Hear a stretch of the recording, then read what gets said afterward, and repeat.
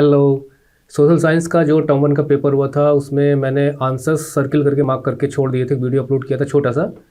उससे लोगों ने आंसर मिला है ज़रूर, लेकिन कुछ क्वेश्चंस में डाउट रखे गए मेरे सामने। उनको बच्चे थोड़ा सा ठीक से समझना चाहते हैं। अगर उन्हें लगता है कि सही किया है और आंसर उन्हें लगता है कि नहीं रॉन्ग हो सकता है, तो उस पर कुछ क्वेश्चन पर मैं डिस्कशन करूँगा यहाँ पे हल्का फुल्का। और जिन क्वेश्चन में कोई डाउट रेज नहीं किया गया मैं उस पर कोई भी डिस्कशन नहीं करूँगा, जिससे कि वीडियो छोटा रहे, आपका समय कम जाया हो और काम भी आपका हो जाए। तो चलिए स्टार्ट करते हैं और सबसे पहले हम क्वेश्चंस पे पहुंचते हैं। देखिए, फर्स्ट क्वेश्चन में कोई भी डाउट मेरे सामने रखा नहीं गया था, सेकंड में भी कोई डाउट नहीं रखा गया था। ये भी आप जानते हैं ब्रिटेन, रशिया, प्रशिया और ऑस्ट्रिया ने मिलकर हराया था। और जुलाई रेवोल्यूशन के बारे में भी आप जानते हैं कि 1830 में हुआ था, तो वो फ्रांस में हुआ था। और यहाँ पर व्हेन फ्रांस स्नीजेस, ये तो किसी ने रॉन्ग नहीं किया होगा, निश्चित है, तो मैथेनिक था। और जर्मन यूनिफिकेशन का जो आर्किटेक्ट है वो ओटोमन बिस्मार्क है, वो मैंने आपको बताया भी था। 1861 में 1830s में, हाँ ये क्वेश्चन असर्सन रीजन से रिलेटेड मैं देना चाहता था लेकिन मैंने हटा दिया। मैंने कहा हो सकता है कि शायद ना पूछा जाए, लेकिन फिर भी जिउसेppe मजनी से रिलेटेड था। ये कोहेरेंट प्रोग्राम उन्होंने रखा था इटालियन रिपब्लिक के यूनिफिकेशन के लिए, तो ये जिउसेppe मजनी था। और ये भी आपको क्लियर हो गया होगा अगर आपने ज्योग्राफी पढ़ी होगी तो ओवरग्रेजिंग के लिए जो यहाँ पर, वैसे तो और भी राज्य हैं जैसे मध्य प्रदेश है, लेकिन यहाँ पे महाराष्ट्र था तो हमारा महाराष्ट्र आंसर होगा। इसके बाद यहाँ पे सॉइल से रिलेटेड था, तो सॉइल में आपने पढ़ा होगा कि जो रेड टू ब्राउन कलर में है वो एरिड सॉइल होती है, मतलब वो सूखी सॉइल होती है, ठीक है, एरिड रीजन्स में पाई जाती है। इसके बाद which of the following forces leads to maximum soil erosion. देखिए, क्वेश्चन आपके बुक से आता है, ठीक है, मुझे बुक के कॉन्टेक्स्ट में ही आंसर ढूंढने होते हैं। तो आपके बुक में मैंने सर्च किया और वहाँ देखा, वहाँ पे भी लिखा हुआ था और विंड ही इसका आंसर होना चाहिए। यहाँ पे भी कुछ बच्चों ने क्वेश्चन रेज किया था, तो आप it is given in your book. इसके बाद यहाँ पे भी कुछ बच्चों ने क्वेश्चन रेज किया था, तो देखिए डिफॉरेस्टेशन की वजह से जो राज्य बहुत ज़्यादा प्रभावित है लैंड डिग्रेडेशन के लिए, उनमें उड़ीसा एक है। और ये डिफॉरेस्टेशन माइनिंग की वजह से, और आप जानते हैं कि जो उड़ीसा है वो आपका ऐसे क्षेत्र में पड़ता है जहाँ पर अच्छे खासे खनिज मिलते हैं और माइनिंग होती है। इसके बाद which who of the following was proclaimed king of, तो ये तो आपने विक्टर इमैनुअल सेकंड बिल्कुल गलत किया नहीं होगा। हाँ, यहाँ पे अब आपने कितना पढ़ा है उस पर डिपेंड करता है। यूनियन लिस्ट है, स्टेट लिस्ट है, कंकरेंट लिस्ट है, रेसिडुअरी सब्जेक्ट्स हैं, these are the things. Tutorials मैंने बनाए हुए हैं, मैं एमसीक्यूज नहीं बना पाया था इसके लिए क्योंकि मेरे पास समय नहीं बचा था। तो कम्युनिकेशन जो है वो यूनियन लिस्ट में शामिल है, ठीक है। बाकी कॉमर्स, ट्रेड, इरिगेशन पे स्टेट लिस्ट, यानी स्टेट भी कानून बना सकते हैं। थोड़ा सा क्वेश्चन इस पर रेज किया गया था। Which one of the following elements not included in the Belgium model. देखिए, बेल्जियम मॉडल में जो भी एलिमेंट्स थे उसमें ये तीनों के तीनों सही हैं, ये रॉन्ग है, ठीक है, तो ये इसका आंसर हो जाएगा। इसके बाद जो कम्युनिटी गवर्नमेंट थी उसे अपनी कम्युनिटी से रिलेटेड, यानी कि जो उनकी जो कल्चर्स हैं, उनकी जो सांस्कृतिक गतिविधियां हैं, उन्हें वो चला सकते थे अपनी कम्युनिटी के डेवलपमेंट के लिए। अपनी कम्युनिटी गवर्नमेंट बनाई इसलिए गई थी कि उनकी पहचान, उनकी इथनिसिटी बनी रहे, और स्पेशल एडमिनिस्ट्रेटिव पावर जो थी उनको नहीं दी गई थी, बल्कि वो स्टेट गवर्नमेंट्स और central governments and the government जो ब्रसेल्स में थी उसके पास थी। इसके बाद है यहाँ पे कि एग्जांपल्स ऑफ होल्डिंग टुगेदर। तो आपको मालूम है कि जहाँ पर स्टेट्स हैं और बाहर निकलना मुश्किल है वो होल्डिंग टुगेदर हो जाएगा, तो इंडिया एक एग्जाम्पल था। और यहाँ पे कम्युनिटीज़, ये तो बिल्कुल आपने गलत नहीं किया होगा, सिनेला कम्युनिटी वहाँ पे मेजोरिटी में थी। यहाँ पे which one of the following subject include state list. देखिए, स्टेट लिस्ट में अब बैंकिंग, करेंसी और कम्युनिकेशन, ये तीनों के तीनों यूनियन लिस्ट में है। बिजनेस जो है वो स्टेट गवर्नमेंट के भी अंडर में आता है। इसके बाद 18 क्वेश्चन था कि प्राइमरी सेकेंडरी, तो बहुत ही इंटरेस्टिंग होता है, बहुत ही अच्छा भी लगता है इनके आंसर्स करना, कि जो प्राइमरी सेक्टर और सेकेंडरी सेक्टर दोनों को मदद करे वो टर्सरी सेक्टर हो गया, जिसे सर्विस सेक्टर हम जिसे कहते हैं। और यहाँ पे यूनिटी फॉर्म ऑफ गवर्नमेंट से रिलेटेड यहाँ पे ऑप्शंस दिए गए थे। तो देखिए, 2 levels of government, federal government का एक आइडेंटिफिकेशन मार्क है। डिफरेंट टीयर्स ऑफ गवर्नमेंट, ये फेडरल सिस्टम में होता है। Each tier of government has its own jurisdiction, ये फेडरल स्ट्रक्चर में होता है। हाँ, यूनिटरी स्ट्रक्चर में क्या होता है कि जो यूनियन गवर्नमेंट होती है, जैसे फॉर एग्जांपल श्रीलंका, तो वो अपने एडमिनिस्ट्रेटिव हेल्प के लिए डिफरेंट सब यूनिट्स वो बना सकते हैं, लेकिन वो सारी की सारी पावर्स उन्हें डेलीगेट करती है यूनियन गवर्नमेंट। और फेडरल स्ट्रक्चर में सारी पावर्स कहाँ से मिलती हैं? कॉन्स्टिट्यूशन से मिलती हैं। ना समझ में आया हो तो आप जाके चैप्टर ट्यूटोरियल जो मैंने बनाया वो आप पढ़ सकते हैं, नोट्स ट्यूटोरियल जो मैंने बनाया वो आप देख सकते हैं। इसके बाद है कि इनिशियल स्टेजेस में जो है कौन सा सेक्टर इकोनॉमी का बड़ा इंपॉर्टेंट सेक्टर हुआ करता था, तो आपको मालूम है प्राइमरी सेक्टर हो गया, जिसे हम एग्रीकल्चर सेक्टर भी कह सकते हैं समझने के लिए। और इसके अलावा यहाँ पे था कि natural products are change into other forms. तो आप जानते हैं कि नेचुरल प्रोडक्ट्स पे जब हम कुछ और प्रोसेसिंग करके उस नया प्रोडक्ट बनाते हैं तो वो सेकेंडरी सेक्टर में जाएगा, जैसे आटा से बिस्किट। इसके बाद the products received by exploiting natural resources, तो आप जानते हैं कि ये आपका प्राइमरी सेक्टर में जाएगा, मतलब डायरेक्टली नेचुरल रिसोर्स जैसे लैंड है, तो इनका यूज़ करते हुए आप कोई प्रोडक्शन करते हैं तो वो प्राइमरी सेक्टर में जाएगा। उस प्रोडक्शन से अगर आप कोई और प्रोसेसिंग करते हैं तो सेकेंडरी सेक्टर में चला जाएगा। इसके बाद विच यहाँ पे भी क्वेश्चन रेज किया गया था, ठीक है।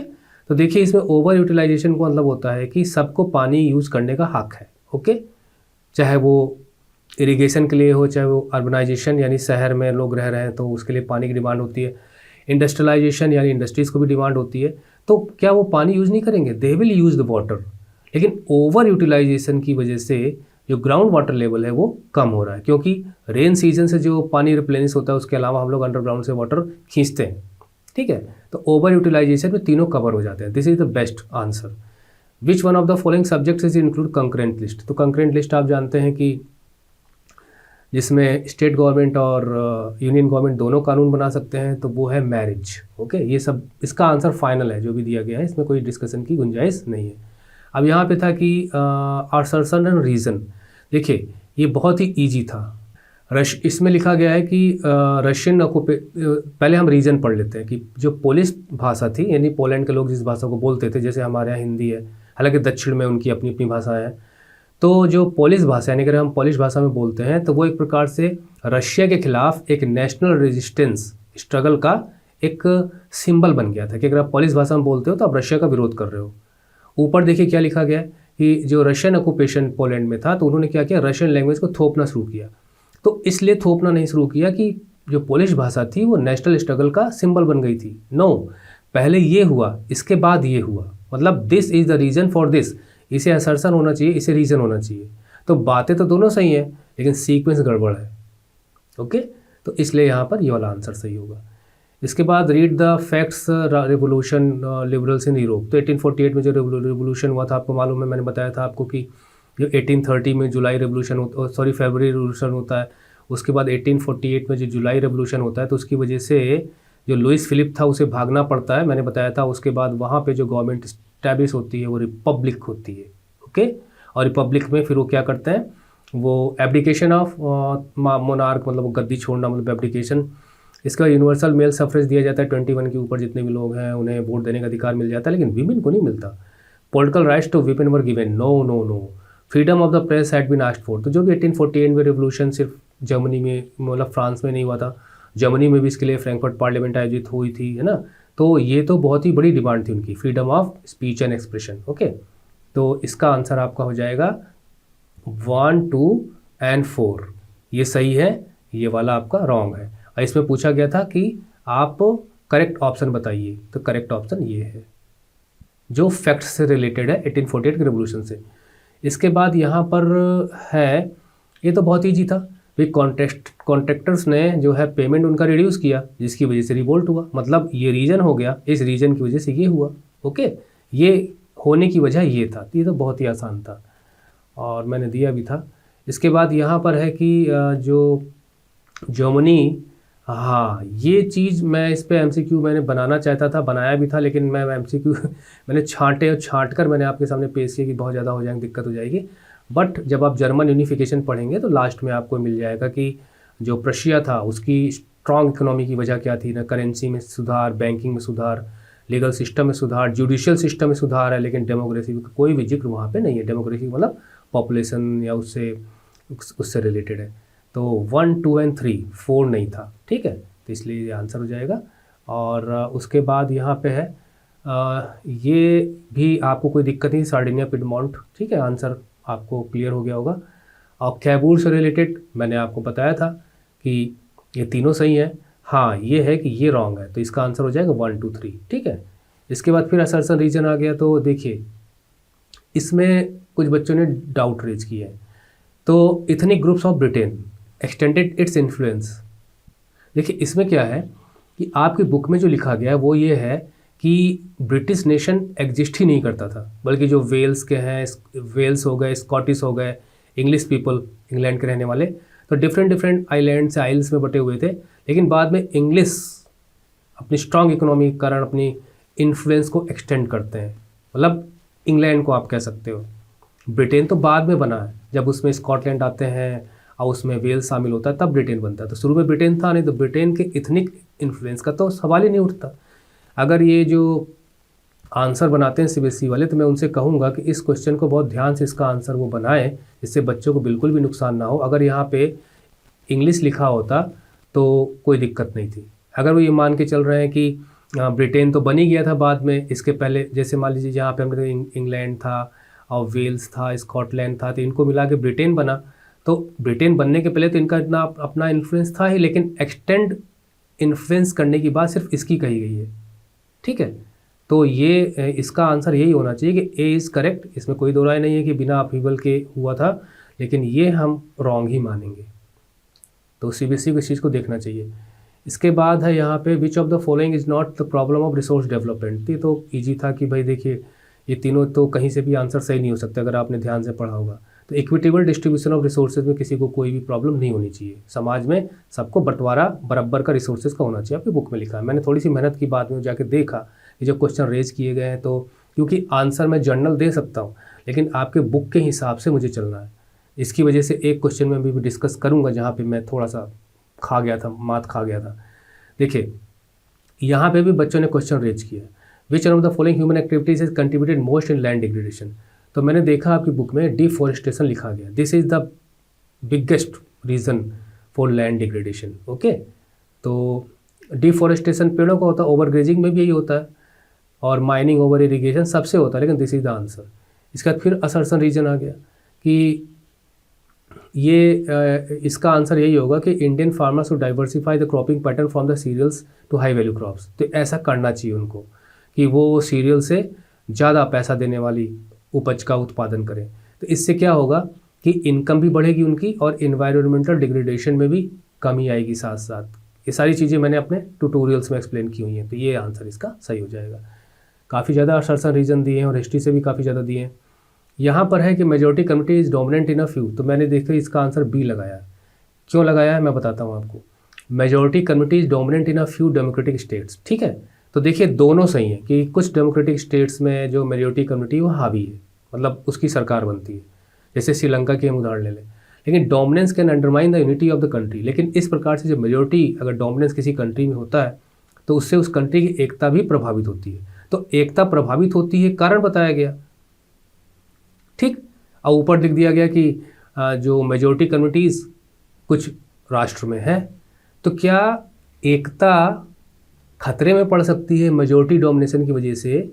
इस रीजन की वजह से ही क्या कुछ स्टेट्स में मेजॉरिटी कम्युनिटी रूल कर रही है? नो, कोई इनमें रिलेशन आपस में है नहीं, बल्कि मेजॉरिटी रूल की वजह से यूनिटी अंडरमाइन होती है। तो ये आपका रीजन होता और ये असर्सन होता तो सही होता। तो यहाँ पे सीक्वेंस गड़बड़ हो गया, लेकिन बातें दोनों सही है, तो इसलिए ये आंसर इसका सही होगा। इसके बाद यहाँ पे 36 में है, फिर असर्सन रीजन आ गया। देखिए ये बहुत ईजी था। Power sharing is good, power sharing बहुत अच्छी चीज़ है। कारण भी दिया गया है, मतलब इसका कारण नीचे मिलना चाहिए हमको, कि इससे जो कॉन्फ्लिक्ट्स जो हैं वो उनको सुलझाने में मदद मिलती है डिफरेंट सोशल ग्रुप्स में, है ना। इसके प्रोडेंशियल एंड मोरल रीजंस आपने पढ़े होंगे पॉलिटिकल साइंस में। इसके बाद है यहाँ पे, तो देखिए यहाँ पे सिर्फ एक ही ऑप्शन सही था, वो है अर्जेंटीना में फेडरल गवर्नमेंट है, ठीक है। तो रशिया में भी फेडरल गवर्नमेंट है, चाइना में यूनिटी गवर्नमेंट है, कनाडा में भी फेडरल गवर्नमेंट है। मतलब मैं वैसे आपकी जानकारी के लिए बता दूं कि चाइना में जो है वो यूनिटी फॉर्म ऑफ गवर्नमेंट है, वहाँ पे कम्युनिस्ट पार्टी ऑफ चाइना का शासन होता है। रशिया में फेडरलिज्म है, कनाडा में फेडरलिज्म है, अर्जेंटीना में भी फेडरल स्ट्रक्चर है। उसके बाद फिर आ गया असर्सन रीजन। तो ये है कि द डिस्ट्रस्ट सिन्हला और तमिल कम्युनिटीज़ के बीच में जो डिस्ट्रस्ट अविश्वास पैदा हुआ, उससे एक सिविल वॉर में कन्वर्ट हो गया अंतिम में जाके। वो किस प्रकार से लिट्टे यानी सिविल वॉर चलता है। और नीचे कारण दिया गया है कि 1956 के एक्ट में जो सिन्हला को उन्होंने ऑफिशियल लैंग्वेज घोषित कर दिया। तो जी हाँ, ये जो सिविल वॉर स्टार्ट होता है उसकी तमाम वजहों में से एक वजह ये भी थी कि उन्होंने सिन्हला लैंग्वेज को ऑफिशियल लैंग्वेज मान लिया, तमिल को महत्व नहीं दिया। तो इसकी वजह से ये हुआ, मतलब ये कारण है और ये उसकी वजह से होने वाला एक्शन है, तो ये सही है। इसके बाद हॉरिजेंटल पावर शेयरिंग अरेंजमेंट में तो आप देखते हैं डिफरेंट गवर्नमेंट्स होती हैं, डिफरेंट ऑर्गन्स ऑफ गवर्नमेंट होते हैं ना, एग्जीक्यूटिव है, जुडिशरी है और लेजिस्लेचर है, तो इसलिए ये सही है। इसके बाद है आगे कॉलम मिलाना था आपको, तो देखिए यहाँ पे मिस्टेक्स हो गई हैं कि इसमें क्या है ना कि रिपीटिशन हो गया, मतलब ए में और सी में आंसर ए और सी सेम है, मतलब 1 का डी तो 1 का डी, सेकंड का सी तो सेकंड का सी, थर्ड का बी तो थर्ड का बी, फोर्थ का ए तो फोर्थ का ए, तो यहाँ पे रिपीटिशन हो गया है और इसलिए सीबीएसई बोर्ड दोनों को आंसर देगी, जो ए लिखेंगे उनको भी, जो सी लिखेंगे उनको भी। मैंने जो एमसीक्यूज़ बनाए थे वहाँ पे मैंने ए और बी स्मॉल लेटर में यूज़ किया था, क्योंकि ओमार सीट में इसी प्रकार से दिया गया था, तो मैंने अपना लॉजिक भिड़ाया था और वो यहाँ पे सही भी निकल गया। तो इसमें आपने दोनों में से कोई भी ए और सी में लगाया होगा तो सही होगा, ठीक है। और ये सही है तो अपने आप मिला लीजिए कि यहाँ पे क्या क्या है। देखिए पुलिस में अगर आपको दिक्कत हो रही हो तो ये स्टेट का विषय है, पहले सेंट्रल मतलब यूनियन लिस्ट में था, बाद में से स्टेट लिस्ट में डाल दिया गया। इसके बाद यहाँ पे है कमिंग टुगेदर, मतलब आते जाओ आते जाओ आते जाओ और एक स्टेट बन जाए, तो यूएसए इसी प्रकार से फॉर्म हुआ, तो 50 राज्यों का इस वक्त संघ है वो, तो जैसे आए हैं वैसे वो जा सकते हैं, इसलिए कमिंग टुगेदर का एग्जाम्पल है यूनाइटेड स्टेट्स। यहाँ पे देखा इंटीग्रल पार्ट ऑफ गवर्नमेंट। अब इसको मैंने क्वेश्चन को पढ़ा तो मुझे ये भी मालूम है, आप भी जानते हैं कि प्राइम मिनिस्टर का पद चाहे उसका ऑफिस कितना इम्पॉर्टेंट होता है, खासकर जो हमारे देश में तो जहाँ पे पार्लियामेंट्री सिस्टम है, ठीक है, प्रेसिडेंशियल सिस्टम तो हमारे यहाँ है नहीं, तो इंटीग्रल यानी कि बहुत इंपॉर्टेंट हिस्सा है उसका। तो मैंने यहाँ पे शुरू वाले में जो वीडियो बनाया था मैंने उसमें जुडिशरी लगा दिया था, लेकिन फिर मैंने सोचा कि नहीं, मुझे आपकी बुक में ढूंढना चाहिए, क्योंकि आंसर बुक से मुझे निकालना है, एक जनरल आंसर हम नहीं दे सकते, क्योंकि जुडिशरी इंडिपेंडेंट होती है। मैंने सेपरेशन ऑफ पावर लगाया यहाँ पे, सेपरेशन ऑफ पावर में कहीं ना कहीं लेजिस्लेचर एग्जीक्यूटिव आपस में कनेक्ट होकर चलते हैं, यही चीज़ अलग है जो कि गवर्नमेंट नहीं चलाती है। लेकिन मैं ये भी जानता हूँ कि जो हमारी यूनियन गवर्नमेंट है, मतलब मैं इसको मिटा थोड़ा सही कर देता हूँ, कि जो हमारी यूनियन गवर्नमेंट है, मतलब यूनियन गवर्नमेंट जो कॉन्स्टिट्यूशन के हिसाब से है, तो उसमें 3 ब्रांचेज होती हैं, ठीक है। एक तो हो गई आपकी एग्जीक्यूटिव, ठीक है, एक होगी लेजिस्लेचर, एक होगी जुडिशरी, और तीनों ऑर्गन्स अपने आप में इनकी पावर सेपरेट है और अपने ढंग से काम करते हैं, इनके लेवल्स नहीं होते। लेकिन जो प्राइम मिनिस्टर का पद है वो एग्जीक्यूटिव के अंतर्गत आता है, मतलब PM will be under the executive branch, तो इसलिए ये ऊपर हो गए तीनों ब्रांचेस। तो उस हिसाब से फिर मैंने आंसर को सुधारा और इस वीडियो में मैं उसको सही कर रहा हूँ, ठीक है। तो यहाँ पर ये आंसर बेटर है। कुछ बच्चों ने इस पर काफ़ी क्वेश्चन रेज किया, तो मैं उन बच्चों को बहुत बहुत समझ लीजिए कि मैं आपके कंधे पे थपथपी लगा रहा हूँ कि हाँ ठीक है। कुछ लोगों ने अंदाज़ा लगाया होगा, तुक्का लगाया होगा कि ये तो तीनों सुने सुनाए से हैं, ऑफिस ऑफ प्राइम मिनिस्टर अलग हो सकता है, but anyway you are right according to your books. उसके बाद 43 statements given, Kerala has low limit, ये तो बहुत ही आसान था। देखिए केरला में इन्फेंट मोर्टेलिटी रेट कम है, ठीक है, कि 1 साल में प्रति 1000 बच्चों में जो मौत होती है 1 साल पूरा करने से पहले, तो उनकी रेट कम है। उसका कारण यह है कि हमें बेसिक हेल्थ फैसिलिटीज़ काफ़ी अच्छी हैं, ठीक है, तो ये आंसर हो जाएगा। इसके बाद यहाँ पे कैलकुलेशन करना था, वो मैंने करके निकाल दिया, आपको इसमें कोई दिक्कत नहीं, किसी ने क्वेश्चन भी रेज नहीं किया। जीडीपी से रिलेटेड है कि हाईएस्ट शेयर जो है आजकल टर्सरी सेक्टर का चल रहा है, जो कि 54% से भी ज़्यादा है। इसके अलावा यहाँ पे तक शेयर ऑफ एम्प्लॉयमेंट, ये अभी क्या पहले का भी है, प्राइमरी सेक्टर में सबसे ज़्यादा लोग जो है एग्रीकल्चर सेक्टर में लगे हुए हैं। और यहाँ पे ये सब दिया गया था, बहुत ही ईजी था, यहाँ पे मैं डिस्कशन नहीं करूँगा क्योंकि ये सब आंसर बहुत आसानी से मिल गए थे, ठीक है। और इसमें हो सकता है कि प्रॉब्लम हुई हो 50 वाले में, क्योंकि वो चीज़ यहाँ दी नहीं गई है, ठीक है। तो मैं बता देता हूँ कि जो भी शिफ्टिंग एग्रीकल्चर है ना, तो वो मॉडर्न इनपुट्स वो यूज़ नहीं करते, और सिंगल क्रॉप डोमिनेंस की कोई बात नहीं है, हाई कॉस्ट की कोई बात नहीं है, तो इसलिए मॉडर्न इनपुट्स की नहीं यूज़ करने की वजह से लो प्रोडक्शन वहाँ पे होता है, तो दिस इज़ द प्रॉब्लम। और यहाँ पे है कि जो स्लैश एंड बर्न एग्रीकल्चर, बेवार, ये सब चीज़ें आपको इसी में से मिल गई थी, और यहाँ पर भी आंसर आपको वहीं से मिल गए थे। इसके अलावा यहाँ क्वेश्चन में भी जो प्रॉब्लम किसी बच्चे ने कुछ बताया नहीं यहाँ पे, लेकिन मैं जहाँ कंफ्यूज हुआ था वो यहाँ पे हुआ था, ठीक है। तो फिर मैंने फाइनल आंसर ये लगाया, इंक्रीज इन प्रोडक्शन। इसके बाद यहाँ पर है, तो देखिए पब्लिक सेक्टर में तो गवर्नमेंट कैनाल बनाती है ना, पब्लिक तो कैनाल बनाती नहीं है। ट्यूबवेल वो अपना खोद सकती है, वेल अपना खोद सकती है, टैंक अपना बना सकती है, लेकिन कैनाल गवर्नमेंट बनाती है, तो पब्लिक सेक्टर में चला जाएगा। इसके बाद यहाँ पे मैप था, तो आप जानते हैं, इसके लिए सीधा मैं लेके चलता हूँ आपको मैप में। तो देखिए ये हीराकुड बांध है और ये महानदी ऐसे आती है यहाँ पे डेल्टा बनाती है, ठीक है। और ये वेस्ट बंगाल है, तो मैंने बताया वेस्ट बंगाल जूट प्रोडक्शन का सबसे इम्पोर्टेंट सेंटर है इंडिया में। और हीराकुड बांध इसी महानदी भी बना हुआ है, तो वो यहाँ हो गया, ठीक है। तो ये आंसर्स हो गए। मेरे ख्याल से अब आप सेटिस्फाइड होंगे। असर्सन रीजन में मेन प्रॉब्लम आपको थी वो मैंने बता दी, और प्राइम मिनिस्टर के ऑफिस और जुडिशरी इन सब चीज़ों को भी मैंने डिस्क्राइब कर दिया। और फिर भी अगर कोई क्वेरी हो तो आप ज़रूर लिख सकते हो, और उम्मीद करते हैं कि बाकी भी एग्ज़ाम आपके अच्छे जाएंगे। 40 आउट ऑफ 40 मार्क्स अगर आपके आते हैं, उसके नज़दीक आते हैं, कुछ भी हो तो आप कमेंट बॉक्स में लिखिएगा। जब भी आपको मार्क्स पता चले मुझे खुशी होगी, मैं आपका टीचर हूँ। आपकी कमी रह जाएगी तो उसको आप मिलकर दूर करेंगे, बहुत अच्छे मार्क्स पाओगे तो और खुशी होगी मुझे। So okay, bye bye.